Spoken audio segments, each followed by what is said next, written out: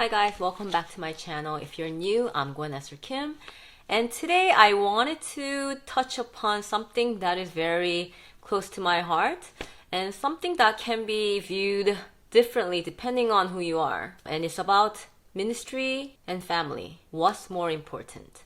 And of course, I feel like instinctively, family should be more important because ministry is just works. It's something that you do, but family is something that God has entrusted you with, although ministry is also a calling from God. People get confused or they don't know whether loving God and doing His work is so intertwined and so closely related that people often feel that serving God, serving His church, working for what God has placed inside your heart sometimes becomes more important than caring for your family, and family should be more important.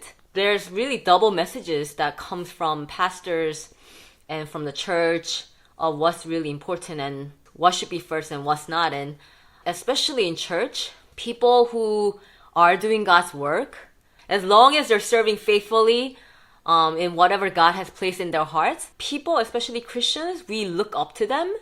And like if they're doing missionary work or they're making disciples of all nations and they're caring for the orphans and the widows and they're doing all this amazing work that we simply aren't doing.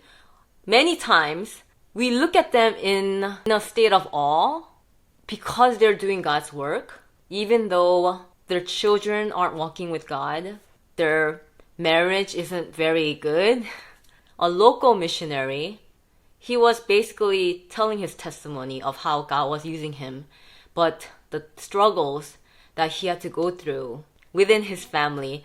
And when I was hearing it, I know that people who are listening to it, they were like, wow, he's so amazing. He's doing God's work, bringing salvation to the lost. In one sense, it's like, wow, he's really doing God's work. But for me, being a pastor's kid all my life and knowing that it's so important to have your father figure in your life, no matter how important ministry might be and how important church might be, if you're not there for your immediate family, does it really matter if your ministry is going so well?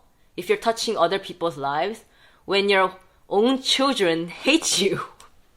And when I was in high school, my brother and I, we both hated my dad. And he was a pastor then, and now he's retired. But yeah, there was a point in our lives that we both hated him, because he wasn't really in our lives. He was always at church. Basically, our mom, brought us up. She disciplined us. And the only times my dad really got involved is when she couldn't handle us. And the last straw was just bringing my dad to discipline us. We just didn't really know him that well, except for the time when he disciplined us. And I feel like that was a really bad way of him getting involved, because for the most part, he's absent in our lives, even though we see him every day. And being a Korean man, he wasn't very expressive. I just grew up like not having really a father figure in my life, especially in your adolescence when you really need those words of affirmation, of just expression of how much you're loved. And we all need that. Children need affirmation from their parents, both their mothers and their father. And when you grow up not having that, it really messes with you. So the missionary was telling us that he had a wife and a young son. The wife decided to leave, and he felt like God's calling was for him to care for the orphans in his local area. But he had a son, so he felt like he couldn't really care for his son and care for the orphans at the same time, because even though he wanted to care for his son, because he felt the need to care and love and serve the orphans, he didn't want to give favoritism to his son if he was there. And so he felt the need to give his son to his relatives to take care of, so that he could tend to the ministry that God called him to, which is caring for the orphans. He got a place, like a little small home, and he just took in all these orphans that had no family or homes, and he just took them in and he fed them. And of course, he didn't have much money, but through whatever resources that he had, he did his best to take care of these orphans and to really make them feel like they had a father, which was him. That is amazing. That's like, caring for the unloved, caring for the voiceless, caring for the children who really nobody wants to take care of, nobody who wants to love them. That is the heart of God. And pretty much the son grew up not knowing his dad. I mean, he knew him, but he wasn't there. He wasn't present in his life. The times that he actually did come, there was one time he said that he came with his girlfriend when he was a little older, and I believe it was his birthday, and him and his girlfriend brought a cake to celebrate with his dad, and they came to where he was living with the orphans. The missionary didn't want the orphans to feel like they were being neglected because his love for his son, his biological son, was so great that he didn't want to show that to the orphans in order for them not to feel like he was favoring his biological son over them. And so in order for him to hide that emotion towards his biological son, he told him to go home. His son left, and that was the last time he saw his son. And when I hear that kind of story, I feel like people who are listening to that kind of testimony, there was more of a sense of, wow, you are such an amazing man of God who would even forsake your own biological son, just like God did, forsaking his only son to save us. That's exactly what he did. He forsook his only son to care for these orphans. But when I think about it, this son, how much hurt he would have, knowing that he was forsaken by his own dad. And in the church, we think this is okay. Because as long as you're doing God's work, it doesn't matter what your immediate family thinks of you, how much hurt they're receiving in their heart. Because in the name of God, you're doing amazing work for his ministry, for his church, for the unloved. And yet, there are people who are being hurt. There is a reason why pastors' kids, deacons' kids, elders' kids, people who serve at the church, when they're so committed to doing God's work that they neglect their own family, their own marriage, to pursue what God has placed inside their heart. There is a pastor in Korea, prays like 8 hours a day. She said there was a time when she even forgot her children's names because she was just so focused on God and spending time with him. When we hear that, we're thinking, wow, you are such a spiritual woman of God. You are so enthralled with God's work and being in his presence that you can't even forget your children's name. But when I hear those things, I'm like, I know that God called us to love him more than we love our husbands and wives and children. That's what it says in Matthew 10:37-8. It says, he who loves father or mother more than me is not worthy of me. And he who loves sons or daughters more than me is not worthy of me. And he who does not take his cross and follow after me is not worthy of me. But I feel like we have to be reminded of this verse in 1 Timothy 5:8, where it says, but if anyone does not provide for his own, and especially for those of his household, he has denied the faith and is worse than an unbeliever. Now, I don't think that verse is preached much in the church these days.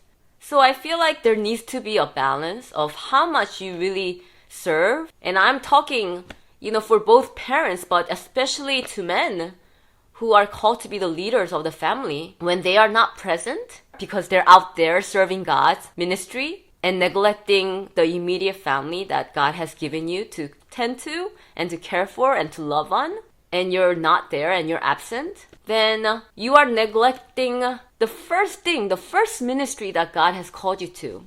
If you are a husband, if you are a father, then before the ministry comes, your first ministry, your first calling is to be a husband and to be a father. And I feel like that should be priority more than the ministry that God's called you to. When I hear pastors like Todd, and how he takes a sabbatical of a month and a half to really spend time with his family, with his wife, and with God. It's just so refreshing to hear because especially in the Korean community, like Korean churches, they can't even fathom, like they can't even think about taking a break because they feel like maybe somebody else will take over their ministry, or because ministry is so important and they want to show the congregation, hey, I'm so committed to the church, to doing God's work, that I'm not going to spend time with my family. I'm not going to go on vacation. And I am committed to you guys. And I am here to show myself approved,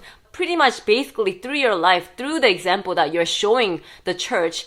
This is the life that you're living. You're committed not really so much to God, but to the ministry that God has called you, that you start to neglect the first ministry that God has placed inside you, which is being a husband and being a father. Once you became a husband and once you became a father, your first priority is to be a great husband to your wife, a loving husband that loves his wife just as Jesus loves the church, and to take care of your children. And as much as God's calling is important, if we really go to God and ask Him, Lord, you know I am a father, you know I am a husband, and you know that you have given me this ministry. I need your wisdom and your instructions on how much I should put out for all these areas in my life. Because you don't want to be just focusing on being a great husband and being a great father, that you neglect everything else. You neglect your calling, you neglect your purpose, you neglect everything else you don't care about because you want to focus solely on, being a dad and a husband. I'm not saying that's what you should be doing, but I'm saying that have wisdom when you're being a husband, when you're being a father, and when you're doing God's work. Ask God for wisdom about how to go about this, because if you are not careful, if you're solely focused on doing God's work, consequently, you neglect, not intentionally, but just consequently, you start neglecting, you start spending less time with your wife, you spend less time with your children, and you're constantly at church, or you're constantly doing something, serving, volunteering, doing this. We're going to continue to repeat this cycle of children and wives being neglected. If you don't spend time with those who you are called to love and to take care of for the sake of the ministry, then you're going to repeat the cycle of marriages and families falling apart. And we cannot let ministry be the reason why families are falling apart. If we are supposed to love God with all of our heart, mind, soul, and strength, and to love others, but if we don't love the immediate family that you have given us, how can we love the strangers? You might think, no, doing God's work is more important. My family will understand. My wife will understand. My children will understand that what I'm doing is all for God's glory and to bringing God's kingdom here on earth and to spread the gospel and making disciples. That's what I'm called to. That's who I am. I'm a disciple maker. Woohoo! And yet you're neglecting your spouse and your children, and they start hating you, and they start hating the church, and they start leaving the church because of your example. And that's what so many of these children, like so many of pastors, elders, deacons, bishops, kids are leaving the church because of your example, because you neglected them. So now, because of their neglect, they have a bad impression of God. They don't want to be involved in a church where God is the reason why they were neglected. I want to put awareness to church members, to Christians who tend to look up to these people who are doing amazing works for God, and yet their marriage stinks and their children hate them and their personal life is falling apart, and yet they're making disciples of all nations. When is this going to stop? When are we going to have whole families? That's what they need. They need a father figure. They need a mother figure. They need both parents to be there. Growing up as a pastor's kid and not having those words of affirmation and having my dad present and even just giving me the physical touch of hugs. If I had that growing up, I wouldn't be clinging to guys for those words of affirmation and for the physical touch that I never received when I was young. So the cycle continues to repeat itself, because when you don't get that from your dad, especially when you're young, and the parents think, it's okay, I'm doing God's ministry. No, We have to put an end to this in order to stop children, especially children who grew up in the church, whose parents served in the church. When it's time for them to decide whether to follow God or not, and you see many of them leave the church because they didn't have parents who are there for them when they needed them the most, especially when they're young, because their parents loved serving at the church and praying and doing all the godly stuff that many people would be like, you're doing great. You're doing God's work. Keep going. And yet you're neglecting what's really important. And I'm not saying God's calling and doing God's work and caring for the church and serving at the church is not important. But when we neglect our children, even though you don't do it intentionally, and you start spending less time with them, there is going to be a downfall, a falling out, something that God did not intend. And I hope that that son of that missionary, through God's intervention, that he would know Christ, that he would go back to the church and forgive his dad for forsaking him. Because ultimately, I know the heart of the missionary, he loved his son. That is not the point. He loved his son more than he loved the orphans. He actually told the son never to come back. It's basically saying, I'm choosing God's ministry over you. I love you, but you can't be in my life right now because if you're in my life, I have to neglect God's work and I cannot do that. And that's basically what you're telling us. When you're spending so much time at the church, when you're spending so much time doing God's work, you are basically telling your spouse and your children that I'm choosing this over you guys. And I felt the need to say, this must stop.